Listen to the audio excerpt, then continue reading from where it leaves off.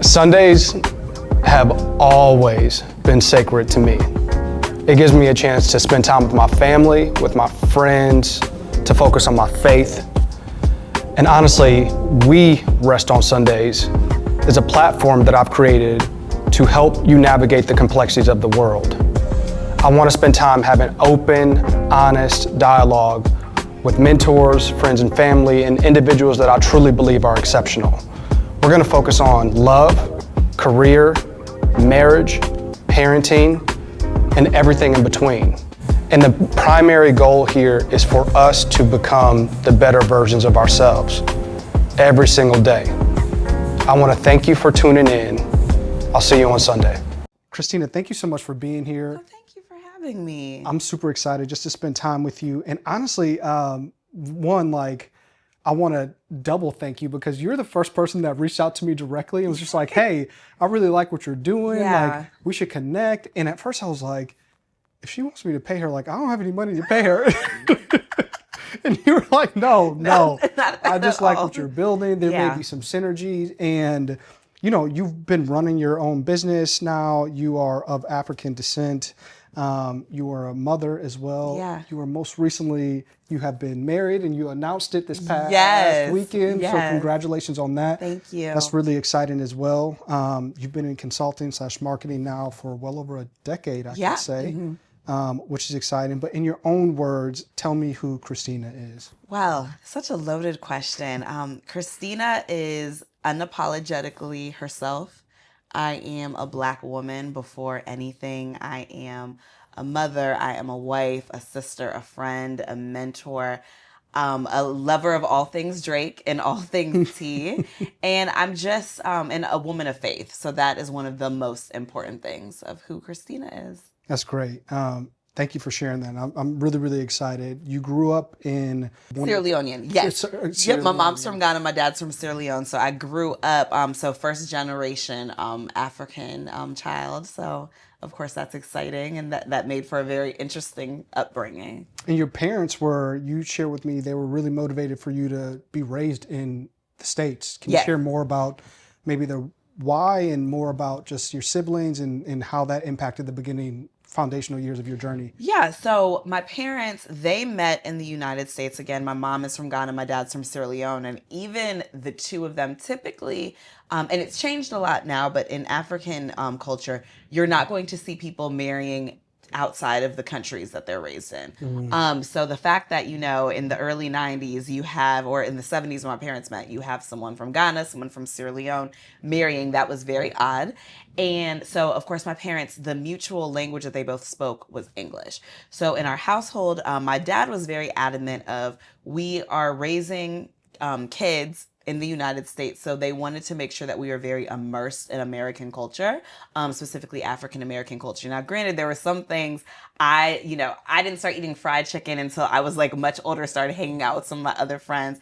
I was always eating African food, but I think that them just allowing for us to, instead of being raised in a very strict African household, that played a huge part as to who I am today. And I'm the middle child. I actually had this conversation recently that, you know, true middle children were typically the black sheep. So I have two older brothers, and then it's me, and then it's my little sister Lucy. So very different. I'm the loud one, the charismatic one, the extroverted one. I'm very different from my siblings, but we were all very close. We were closer when we were younger, but you know, as we got older and started doing our own things, we don't get to see each other and hang out as much, but it's still nothing but love. Yeah, it's great. So you were raised in Virginia. Yes. Predominantly white area of Virginia. Yes, very much so. Northern Virginia. And then you also went to Old Dominion as well. So tell me more about like that journey and really like, again, your roots being, you know, of African descent, and then you living and being raised in predominantly white area in Northern Virginia. How did that impact your journey? So I was always one of the only Black girls, if not the only Black person in my elementary school classes and middle school, high school. It was a little bit better. So for me, I didn't really fully come to understand what my blackness was until probably when I was getting ready to go to college. But so, from a young child, I was always, oh, she talks like a white girl, she acts like a white girl. And I had some black friends, like my very best friend to this day, Bianca Forbes. She was a black girl, and like in being with her family, they really immersed me into, what is the Black American experience. So from going to, Southern Baptist churches to doing just different things. And I'm so grateful for the relationship I had with her family. But when it came time to decide to go to college, and I tell people, I probably would have went to an HBCU if I would have been exposed to it, but I wasn't. So ODU, I looked up the percentages. I was like, okay, it seems like there's a lot of black people there. Like I wanted to learn more about that side of me. So I went to ODU, and that is where everything changed for me. Being able to go to ODU, being able to be president of pretty much every black club at ODU's campus, joining a sorority, Sigma Gamma Rho Sorority Incorporated, being president of the NPHC. All of those things were so important to me because what God was doing is he was allowing me to be an unapologetically black leader, someone who's not afraid of my blackness, someone who's not afraid of speaking up for the rights of what black and brown children need, all of those different things. So being at ODU, it set the foundation. I often tell people that even going to college and being at ODU, being the president of clubs, I didn't realize it, but I was learning the fundamental principles of what it means to run a business. Can you share more about that? Go deeper there for Yes. me, right? Like, Yeah. because I think, again, in your journey, like you had your hands while you're at Old Dominion, almost in a little of everything, whether it was like soccer, football, cheerleading, being the presidents of clubs. Yeah. Can you share more about, like, one, your eager, like, how did you even get involved into all of these activities? Yes. And then two, what did that teach you about business specifically? So I think for me, when I was in high school, again, being one of the only black girls in my classes, it was great, but I wasn't really able to identify with things that were really, truly of passion to me. But when I got to ODU and I'm meeting, black people and granted, ODU, it's a predominantly white institution. Since the time I went there, it's become classified as a minority serving institution, meaning it's actually more minorities than there actually are white people who are actually attending the school. Wow. So it's like that hybrid between, it's not an HBCU, but it's not quite a PWI. But I think once I got to ODU, once I started meeting black students from across the country, really across the globe, and understanding different people's walks of life and the things that different people needed, I was like, oh, wow, I want to take the leadership skills that I developed when I was in high school. I was a football manager. I was a soccer manager. I was a cheerleader. I was, on the student board and all those things. I said, I want to take that, but I want to make sure that I am leading in a way that's going to help those who are coming behind me. And I just have naturally been a leader. So if you talk to my dad from the time that I was little, I've always been very bossy. That's something that I don't shy away from. And I've always wanted to make a difference. So when there was an opportunity, and I'm very well liked and very well respected. So when there was an opportunity for me the first president or leadership role I had was being president of the Black Student Caucus. So that takes a representative from all of the organizations and how do we work together to make ODU a better place. So I became president of that. There also was my mentor, Lisa Clark, who she saw something in that very bubbly, bright-eyed freshman girl who didn't fully quite understand who exactly she was. So she started pouring into me, which is why mentorship is something I'm so passionate about. To this day, I always have, students who, just got to ODU reaching out to me for opportunities to mentor them, to guide them. And I'm always passionate about doing that because of what Dr. Lisa Clark, she just got her PhD, what she did for me. And then, going the route of joining a sorority. Again, I didn't know much about HBCUs, let alone I did not know much about Greek life, but I started to see, these girls in different colors and all this stuff. And I was like, let me do my research. Mm-hmm. So I did my research and I fell in love with Sigma Gamma Rho because originally I wanted to be a teacher. And all of our founders were educators. The girls on campus, they were so sweet. They were so down to earth. And I said, I feel like I want to make a difference here. I didn't even realize, again, because I didn't know much about, the D9, that SG Rho historically has not always been the most popular organization. There's still some people to this day who are not as familiar with the organization, which is, of course, do your research, make sure you understand. Mm-hmm. And I found a way to serve in that capacity. So from leading just different service projects to making sure that the SG rows, to this day, you're going to know who the Sigma Gamma rows are at ODU. And a lot of that was because I came and I change things. I made sure that, we had a fresh vibe. I made sure that we were represented everywhere. So what people will say about Christina Kanu Allen, because that's my new last name, when they talk about my legacy at ODU is I wanted to make sure that it was a better place.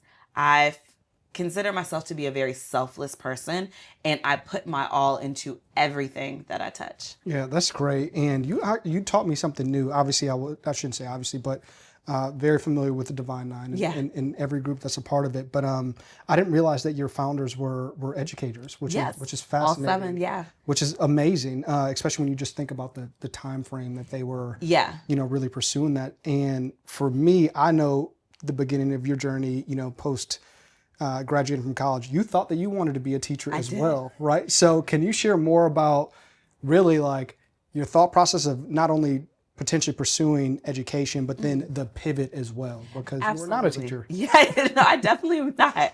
So I wanted to be that teacher where I wanted to be a high school English teacher specifically, where the girls, they would come and they would eat like lunch in my classroom. They would tell me all of the gossip. I would help plan prom. I would be super cute and dressed up. Like that's who I wanted to be. You had a vision. Yeah, I had a vision and it was very specific. And I was on Dean's List every semester at ODU. I might have had a couple of B's, but I could not pass the praxis test, which is a test that you have to take in Virginia to become a teacher. So I took it 3 times and eventually it was like, and it was pushing me back from graduating. I was supposed to come out of ODU in 2013. So I had to have, several conversations with God, several conversations with my advisors. And I was like, I have to get out of here. College is expensive. And they were like, you know what? You have enough credits to just get an English literature degree versus an English education degree. And at that time, I realized I think I want to go to graduate school, which is where I started looking at Georgia, specifically Atlanta. And I looked at a master's in African American studies because I wanted to go deeper in terms of understanding who we are as a people and how I can make a change. So that's when I fell in love with that program. And then I realized, I was like, you know what, Christina, there's ways to still continue teaching and changing the lives of people and changing the lives of children without having to formally do it in the classroom, especially because there's so much red tape. There's so many things that you can't do. Teachers also don't make a lot of money. So I moved, after I graduated in 2014, I moved to Atlanta, and I'd only visited Atlanta twice before I moved here. I didn't even pick out my own apartment. One of my girlfriends at the time, she lived here. She's like, girl, I think you'll like Cobb County. And I'm like, okay. Mm-hmm. And so I moved here and attended Clark Atlanta University. And when I tell you, I loved graduate school.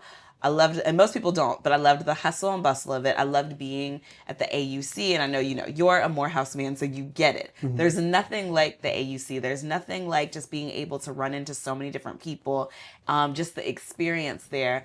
And while I was in graduate school, I decided, because I made several pivots, but I think that God is ultimately always aligning your steps, so you have to trust the pivots versus, running away from them. And I decided that I wanted to focus my research in graduate school on Black male collegiate athletes, specifically focusing on revenue generating sports. So of course, and this is pre-NIL, pre, all the drama in the portal, pre all of those things. But how is it that we make sure that our Black male athletes, that they have the resources and the opportunities that they need to be able to succeed when they finish playing their sports? So my plan with that was, I'm going to go work at a university in an athletic department because it's going to be so easy to get one of those jobs. And clearly it was not. Mm-hmm. But through my work, and I know we'll dive deeper into it, but I've been able to still continue doing the work that I love with sports. But yes, several pivots, but I just leaned into them. Yeah, it's good. Super, super valuable. And you're right. It's like Clark Atlanta, the AU Center. Like, even though you were at Clark, Clark, Morehouse, Spelman, and now Morris Brown, since they got their accreditation back as well, it feels like one massive campus together. Yes. And it was the time of my life, to say the least. So it's great that you while in undergrad you had Old Dominion as your experience, but then you also got the HBCU experience for grad school as well, which is great. I do want to talk about your actual consulting business, which you started in 2016. Yes. And being an entrepreneur, right? Like, I know that journey can be difficult during time periods. You are very successful now, but I'm sure it hasn't always started as an instant success. So can you just share more about your consulting practice, what you really focus and specialize in, and then a little bit more about your journey of like where you are currently? Yeah, definitely. So, like I mentioned before, I was always called upon when I was at ODU. So I could pick up the phone, I could call the president, I could organize events. People always wanted my opinion and my guidance on things. So when I moved to Atlanta, and granted, I was very busy with graduate school, I felt a void because I felt like people don't need me. Like people, I wanted to continue to help because again, I'm not the type of person who likes to sit still. So I said, I should just start a consulting firm. I didn't know anything about consulting. I didn't go to business school. Again, I had an English lit degree, but I said, I'm going to start a firm and it's going to be called Christina Kanu Consulting. And I started it in 2016, specifically March 1st. That was the day I got my LLC paperwork. None of my friends had businesses. I was the first of several people to have a business that I knew. And I didn't know what the hell I was doing. I tell people. It's like, yeah. And so people, I was doing personal development stuff. I was helping nonprofits. I was helping small businesses. I helped several, political campaigns, events, really whatever anybody needed, I would consult on. My first consultation, I charged $15 an hour for it. And I always tell people that price because I would never charge $15 to do anything at this point, but the evolution of where things came. But the interesting thing that happened in 2016 is not only did I birth a business, I found out that I was going to birth a baby. And that was very exciting. I met my son's father very unexpectedly. And not too long after we had met each other, I found out that I was pregnant. And I'm like, oh, I just started this business. And I'm going to be a mom, two things that I know nothing about. And my plan was never to become I wanted to do things the traditional way of get married, have a baby, buy the house, do all of those things. And I likely would have been voted least likely to become a single mom out of all of my friend groups. And it shocked people. So 2016 was a very unique year for me because I felt like I was at the mountaintop. I was almost done with graduate school. I started this business. I was planning to apply to, get my PhD in African American Studies, but then here comes this baby. So, but I believe that my son, he saved my life. And I also believe that God knew that I would not slow down to become a mother and to focus on being, growing a family.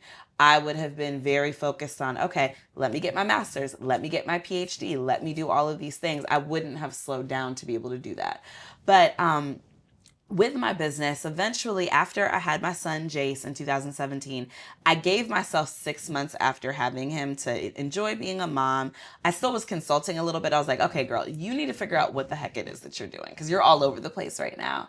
And I decided that I love helping people establish their brands and I love helping people make money. And I have a creative side to me. So that brings back that English degree, that very expensive one from ODU, because I'm always writing, I'm always playing with words, I'm always generating different ideas. So through there, and again, I was still working. So I was working as an office manager for the 100 Black Men of South Metro specifically. There's several chapters in Atlanta. And then eventually after I had a baby, I'm like, okay, I need to make a little bit more money. So I started working at a law firm. So as I was working at that law firm, and I'm really good at multitasking. So I figured out how I could focus on doing what I needed to do at my 9 to 5, but then also focus on building out my business. So building out what kind of services I wanted, actually doing the proper market research I needed to. And so I was working around the clock. I would take my son to daycare. I would go to work. I would do what I needed to do there on my lunch breaks. I might see a client. I might go do a meeting. I was using my PTO to go travel to visit clients, to do client photo shoots, like whatever I needed to do, I would do that. The other interesting thing that a lot of people don't know about my journey, again, being a single mother, I needed to make sure that ends were meeting. So I would also do Uber Eats deliveries. So Jayce and we would just go and we would do our Uber Eats deliveries. I would do consultations after. I was just in this space of I have to figure it out and no one's going to outwork me. And that's just what it was. But then eventually there came a time where my business was starting to pick up traction. And the interesting thing is around the pandemic, you start to see this mass resurgence of people wanting to start their own businesses because a lot of people were getting laid off. There was a lot of uncertainty. So as the world was falling apart and there was so much going on, that's when I started to see this rapid increase in revenue for my business. So I'm like, oh gosh. And I had made a covenant with God. I said, God, by the time Jayce goes to kindergarten, I need to be working for myself full time. But when you tell God your plans, he's always going to laugh, because I decided in the summer of 2021, I said, you know what? It's time. I'm going to turn in my resignation letter and let them know that I'm out of here. Granted, I had no plan.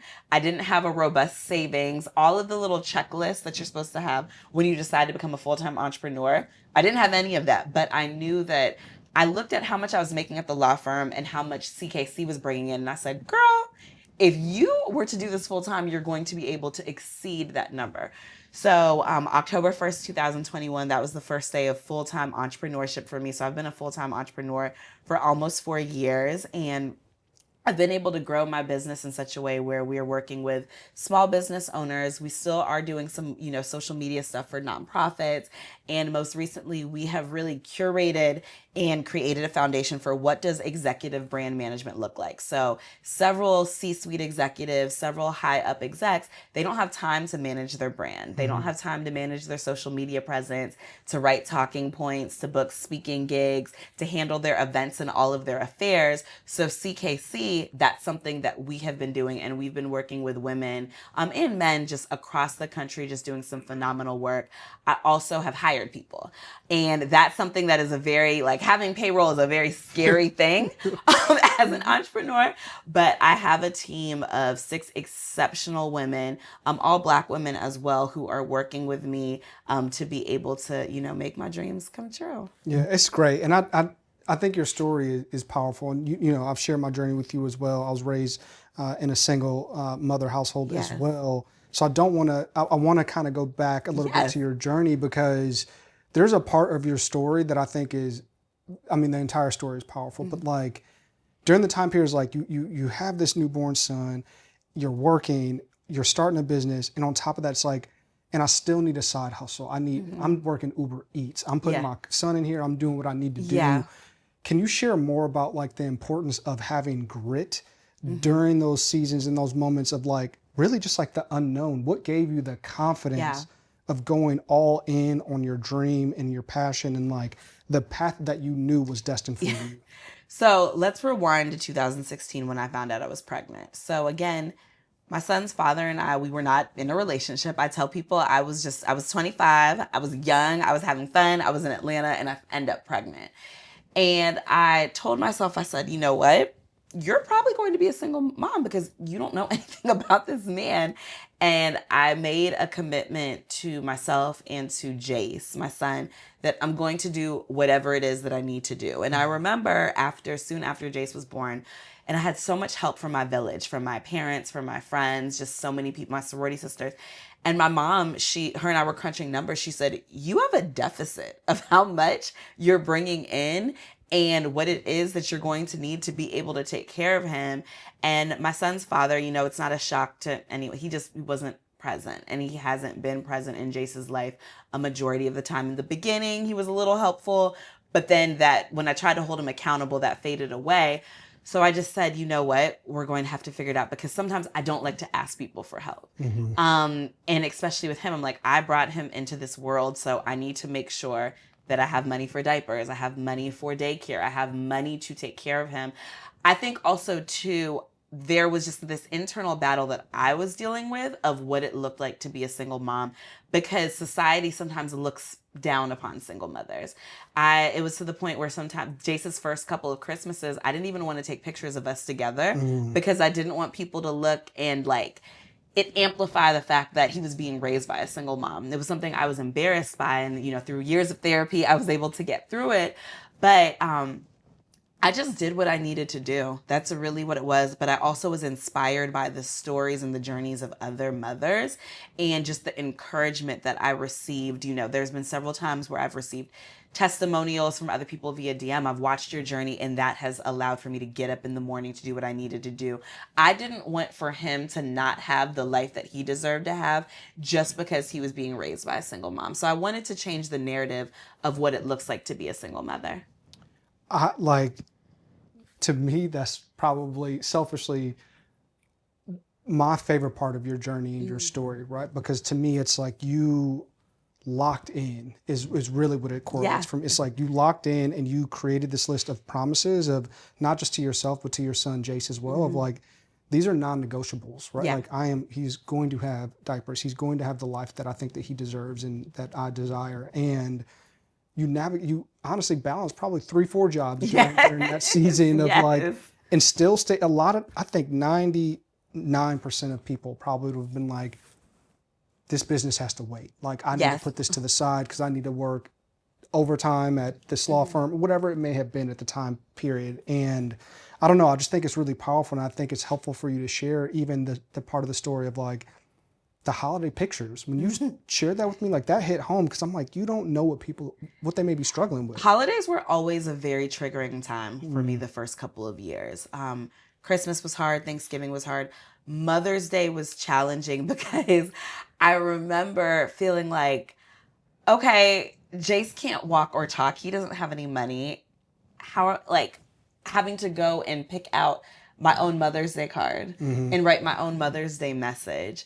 And us just even, and it makes me emotional because us just being at restaurants together where you see, you know, mom, dad, and kids, and you go to church and you see all of this. And it's like, here I am with like my baby who I love more than life. So sometimes I didn't want to celebrate it. Even Father's Day, I just shied away from it. I would tell my dad, Happy Father's Day. I would send Happy Father's Day messages. Sometimes I would even make sure strategically Jayce was with my parents so I could ignore the holiday altogether. But again, through therapy, and shout out to my therapist, Keisha Reeves, we had to do a lot of work of creating new traditions. But the pictures, I remember the first year Jayce and we took our own Christmas pictures. And the joy that people found and just seeing us together and reminding me, like, you all are still family. Even just the questions, because I knew that one day Jayce was going to get older and he would have questions. And so when he, you know, started going to school, he's like, okay, how come I don't have a dad? Or where is my dad?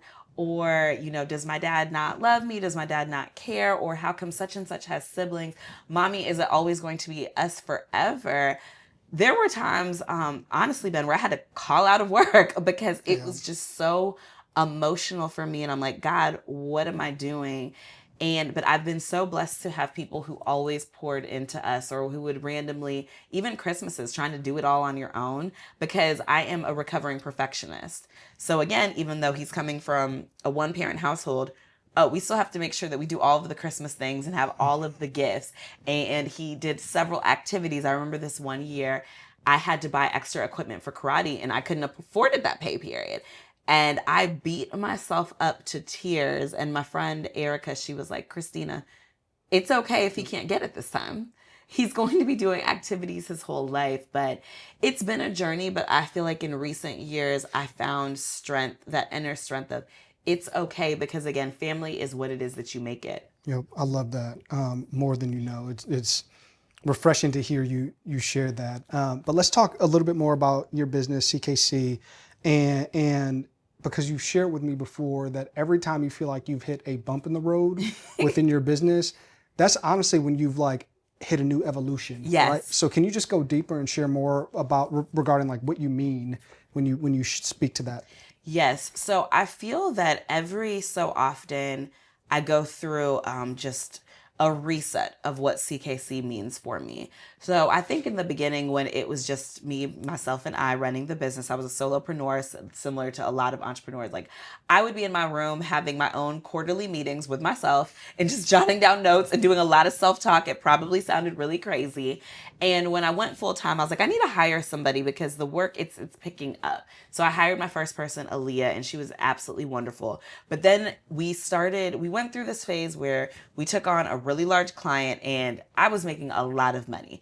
But what people don't prepare you for in business is what happens if that client leaves. And you go from making so many thousands of dollars to making, really scraping together enough to take care of payroll or to take care of your rent or just the very, basic things. And every single time that I felt like, girl, I can't do this. And of course, people are looking at me crazy, like maybe you need to go back and get a job. Every single time I wanted to quit, then after so much prayer and after trying to figure out, okay, what can we do different? How, watching, I love sports. I always go back and I watch the film.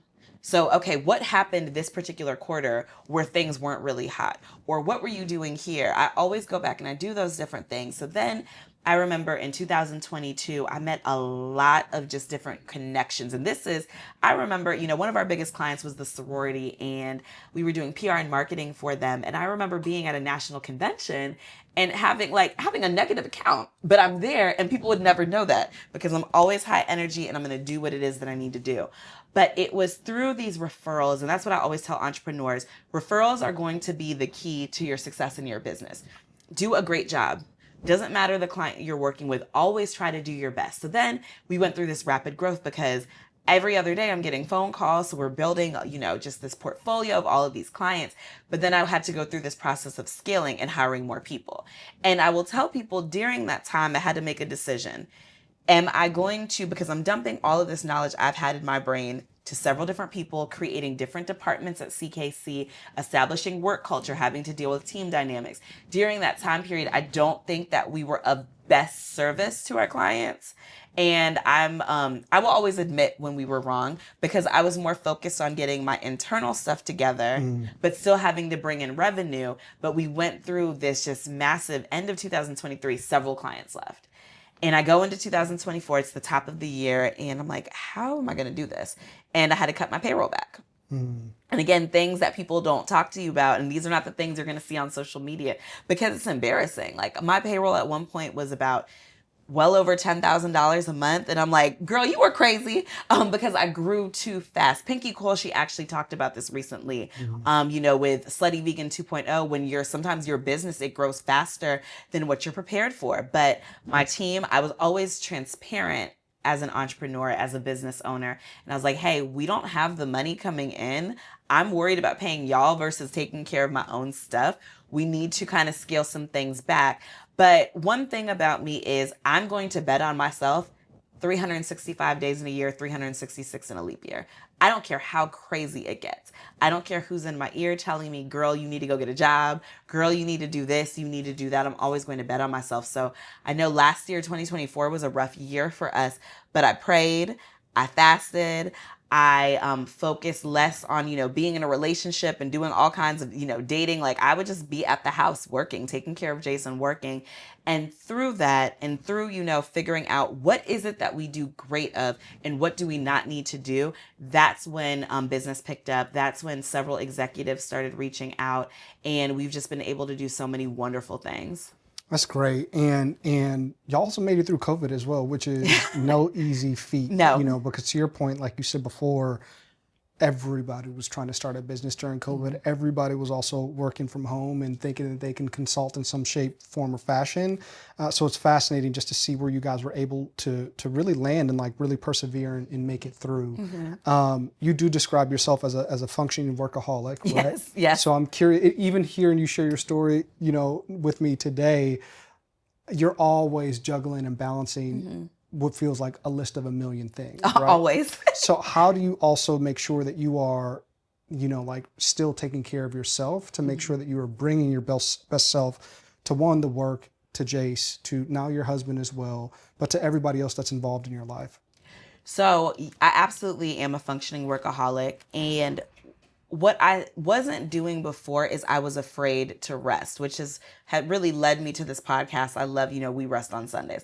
Christina was never resting. If it was holidays, I was the type, okay, it's Christmas Eve. Let me, get some work done. Oh, it's New Year's Eve. Let me get some work done. And I remember one year I'm working, nonstop. And then my clients, they're not talking to me. They are enjoying their families, and they come back top of the year really just ready to rock and roll. And I'm exhausted. I didn't want to take a vacation because I was afraid that would look lazy to my clients. And it would be like, what are we paying her for? I was always accessible. If you needed to talk to me at 10 p.m., I'm picking up the phone to talk to you.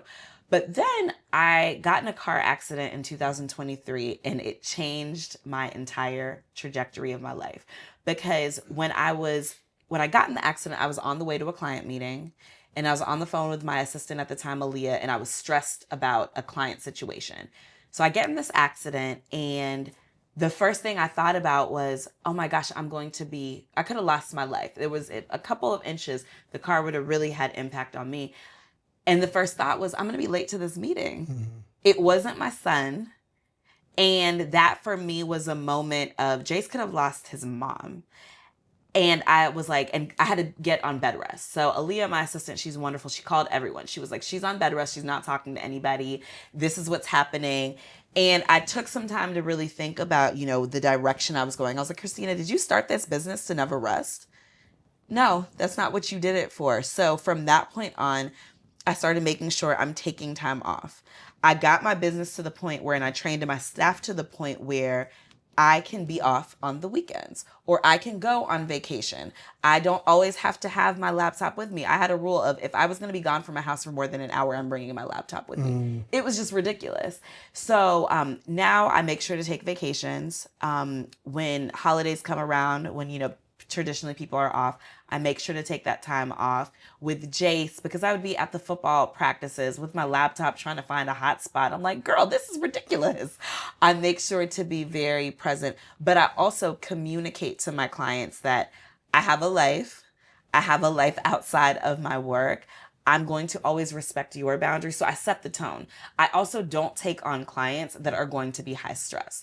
I have gotten to the point where I will walk away from a client if it's too much stress on me or if it's too much stress on my team, because often as entrepreneurs, we feel that all money is good money. Yeah. And you will just take on whatever and whomever in order to make ends meet. I don't do that anymore. But again, this is coming from the 20-something-year-old who was charging $15 an hour to where now I'm not doing much of anything for less than 4 figures.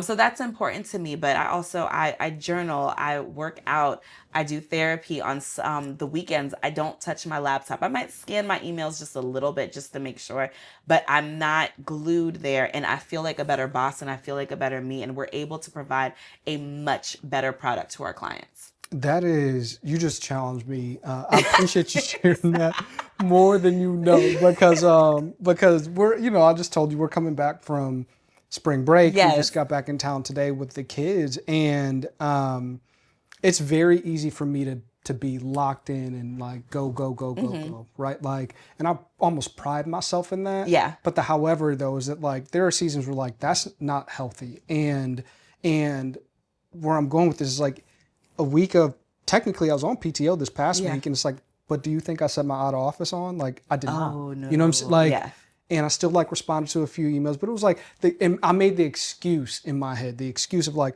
well, the kids are down, but it's like, that's fine. The kids may be sleeping, but like my wife is still here and up and wants to hang out and spend time.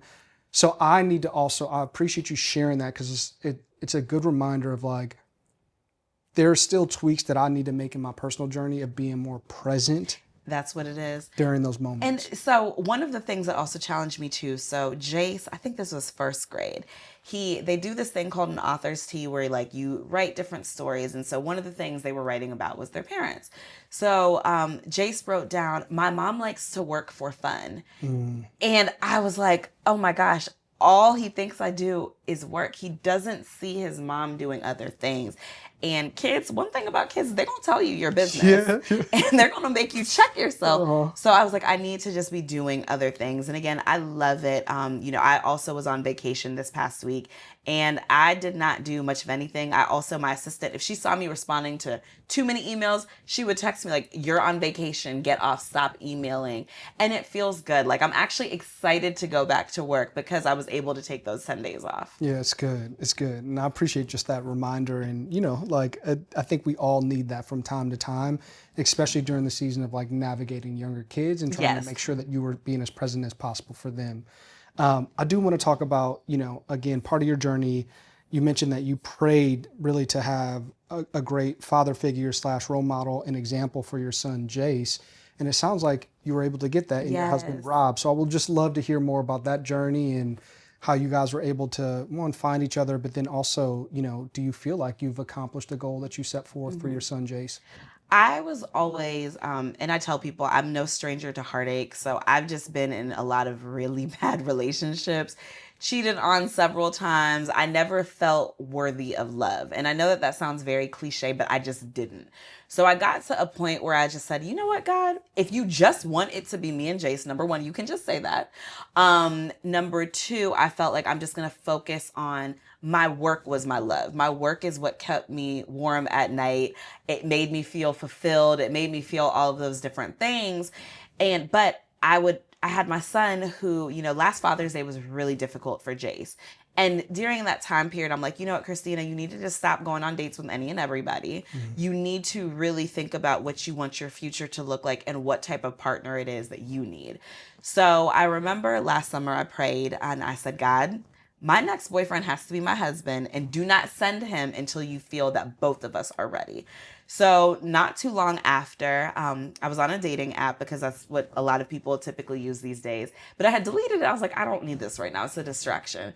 But one night I was in my bed just hanging out, eating Italian ice. That's my favorite thing. And I had nothing better to do. And my spirit said, just download the app again. I was like, Spirit, I don't know what you're talking about. And it was on a Sunday. I was like, this is not what God told me to do. I was like, no, just download it. So I did. And I see a message from him and I'm like, and he sent it 2 weeks prior. I'm like, oh my gosh, I'm so sorry. Like, hey, do you want to talk on the phone? So we spoke on the phone and we were on the phone for about, he says it wasn't 3 hours, but I know that it was. We were on the phone for 3 hours and we talked about everything and it just felt so special and it felt so different. And I felt that this was the first time that someone was more excited about me than I might have. I think it was even, but he was genuinely excited. And I was really busy at the time working on a major project for a client. And he's like, can I just get 30 minutes of your time? I said, oh my, he just wants 30 minutes. Okay. So we went on a date about a week later and we were completely inseparable since then. And you have two people who have had very, just difficult challenges with love, two people who are parents, two people who are very ambitious. And he told me, he said, listen, my husband works in the sports industry. He said, I really am super busy all the time. And I think he was able to see, he's like, honestly, if I wasn't spending time with you, I wouldn't have believed that you were as busy as what you actually are. But we made time for each other. But the other thing is our faith is what drew us closer together. We were going to church together. We would do Bible study together. We would pray together. That was something that was really important. And I remember the first day that Rob and Jayce met each other and I just let them have their own conversation. I didn't make it awkward. And Jayce immediately fell in love with Rob and Rob fell in love with Jayce. And they just had this bond. He's been able to he's the best father that I could have asked for him. And he teaches him different things. I always, had dreams of my son being able to, throw a football with somebody. I'm not throwing a football because I have nails and I'm not breaking one. Love football, but I'm not throwing one. I always, also felt really, weird having to take Jayce to get a haircut because I feel like that's a moment for a father and a son. So I remember the first time that, I also didn't know what to ask for, when Jayce was getting his haircut. So being able to step back, didn't know how to tie a do-rag. I didn't know how to do all of those things. And I didn't know how I, by myself, was going to raise Jayce to be the man that he needed to be. So watching the evolution of that and Rob, letting me know, like, if you want me to be in his life, Christina, you need to take some steps back. And I'm like, who is he talking to? I've been his mama this whole time, but I did take those steps back. I remember when Jayce got his first interception in football, I was on a girls trip. So Rob was there with him and he was like, the day before we went to Piedmont Park and we worked on, catching, and then he got his interception. And it was just this very beautiful moment. But Rob also has girls and they have a phenomenal mother, but being able to be their Chrissy, that's their mother name for me, being able to be that for them and just the blend. I remember the first time all 5 of us had to sleep over at my house together. And it felt like home. It felt like forever. It felt like it was ordained by God. So within 7 months of us dating, he proposed and we decided to get married. And it's just been this beautiful journey. And I know marriage, it takes a lot of work. And we both, we learn new things about each other every single day. But I feel like I have a best friend. He affirms me. He forces me to like, okay, girl, put that laptop down, take care of yourself, know your worth.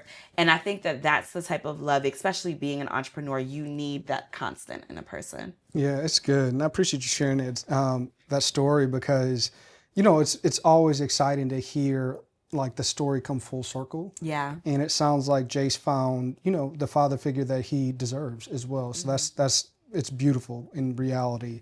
You are known to say that no matter the environment, that you're always going to thrive. Where does that resilience and that confidence come from? I think it just comes from my entire life. I have just been placed in so many just different situations, as I mentioned earlier, being one of the only Black girls in a class, being bullied when I was younger. People always, fussing at me for who I was, how I talked, what I wore, all of those different things.